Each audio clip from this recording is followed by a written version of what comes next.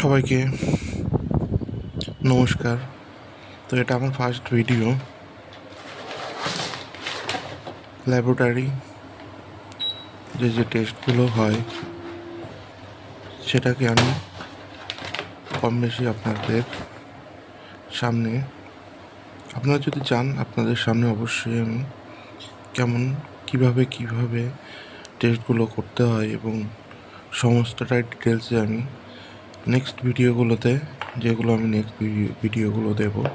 এবং তোমরাও রিকোয়েস্ট অবশ্যই করবে কি টেস্ট দেখতে যাও, তো সেভাবেই আমি নেক্সট ভিডিওগুলো বানাবো।